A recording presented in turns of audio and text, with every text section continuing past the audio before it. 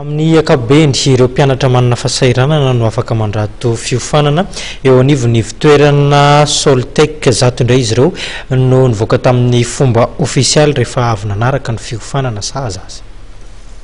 Isan'ny seha-piofanana manampy ny olona sahirana ny Soltec satria dia manolotra fampianarana maimam-poana ho an'ireo mafy fepetra tsy maintsy olona vao marina fa sahirana ara-pivelomana toy ny kambotsy sy ny tsy misy mpiay moa izy ireo. Mpianatra misa zato ary no indray nivoaka tamin'ny fomba ofisialy omaly alakamisy ary dia samy notolorana sertifika avokoa izy ireo izay nahazo salanisa mihoatra ny 2020.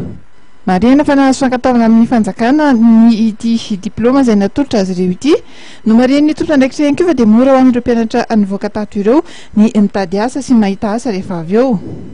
Nisy ihany koa ny fanolorana fanomezana manokana ho an'ireo mpianatra mendrika indrindra sy sangany ny taom-piofanana nahatra roa taona izay tamin'io andro ihany koa dia nisy ny fampirantiana ny ampahana amin'ny asa tanana vitan'ireo mpianatra ireo. Marihana fa misy ireo olona hatsara sitrapo avy any Alemaina izay miara-miasa sy manao ity sekoly fampiofanana arak'asa Soltec ity. Soltec moa zany amin'ny Soltec azy aloha ny anarana dia avy amin'ny solaire technique dia toerana fampiofanana arak'asa zany ety amin'ny faritra Ivato ity izy io. Zany hoe ny tanjomay zany dia ny anofana ny tanora malagasy sahirana sy ireo le kambody tsy afaka mianatra intsony nefa manana ny etaeta ty amin'ny fianarana dia nandray andraikitra zany ny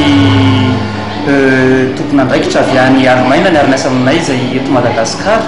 dia nanao an'izao fiofanana zao nampanao an'izao fiofanana zao zany ho an'ireo zaza.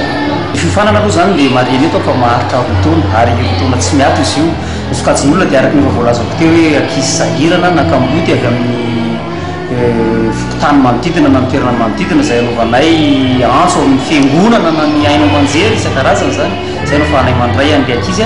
ary tsy raisina fotsiny fa misy ny atao hoe fifaninanana zany fanadinana fifaninanana ahafahana mandray an'izy ireo satria ny toerana misy zany aloha tsy dia tena hoe mbola ngeza mbola kelikely azy. Satria lanona-pifalinana natao dia natolotra fampisehoana ihany koa ho an'ireo rehetra tonga nanatrika ny fotoana ny groupe TNT izay azo lazaina fa dia artiste efa manomboka misandratra ihany koa amin'izao fotoana izao ary mivohy ny hira ara-pilazana tsara. Nisokatra tamin'ny fomba ofisialy tamin'io andro ihany koa ny taom-pianarana vaovao ho an'ny Soltec.